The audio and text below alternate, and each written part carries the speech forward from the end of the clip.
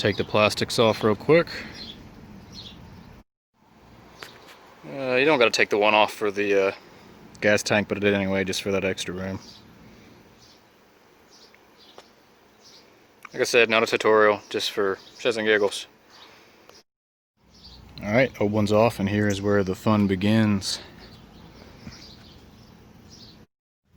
Alright, so it's on there. Like I said, this is not a tutorial, but I want to give you guys a few tips that really helped me out because I did not know this when I put it on there. The passenger foot peg, I went ahead and took that off because it made it a lot easier working with that thing in there. It's just the tool bolts right here and they come right out. That made it a lot easier. I recommend taking that out. You could probably do it by keeping it in, but it does make it a little easier. There is a rubber spacer in here where this hooks into the exhaust to hold it in place. It had it pushed too far under the airbox, and it was also making it so I couldn't get the actual muffler back lined up in this, I don't know what you call this little hand side thing.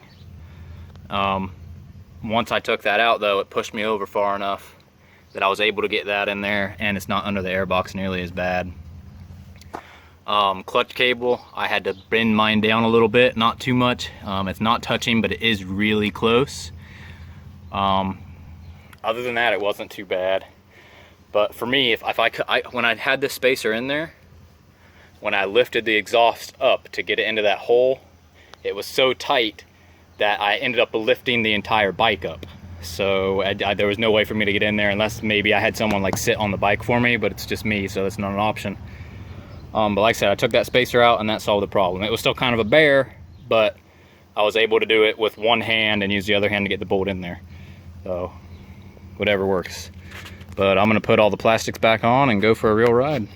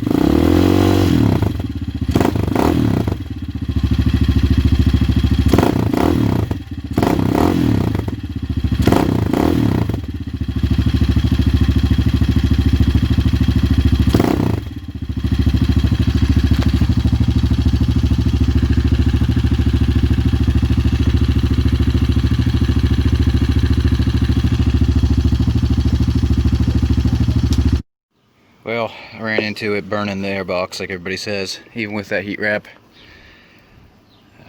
right there.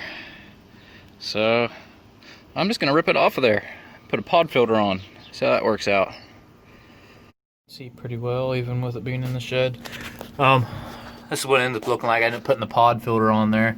I'm actually in the middle of taking the carburetor back off to rejet it. It's way leaner now.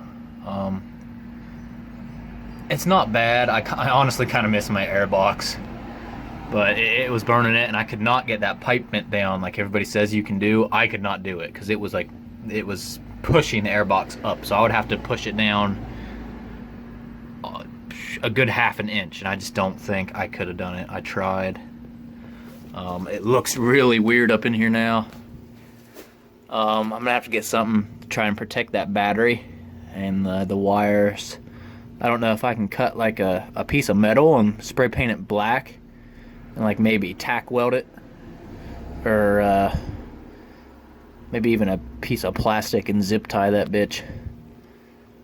Oops, sorry, I think I was just showing you guys the tire, but you getting the general gist. I mean, it's already covered in mud and I haven't had any any trouble, but I figured the more water I can block out from there, the better. But after I get this rejetted, I had a 115 in there already, but I don't know, maybe with the exhaust, because most people start out with a 110, and then when they change out that exhaust, they go to a 115. But with me, since I did the exhaust and put that pod filter on there, maybe a 120. We will find out. That should be the last for this video, just kind of show you guys what I did with the exhaust. Not a tutorial, just kind of a look-see. I know I've said not a tutorial probably 5 times in this video, I'm sorry. But I do like it. I probably will. I don't know if I've done a video with it running. I can't do it right now because the carburetor's not hooked up. But I'll do a video with it running real quick, with the pod filter on there, and then I'll get this video edited and uploaded. Thank you all for watching.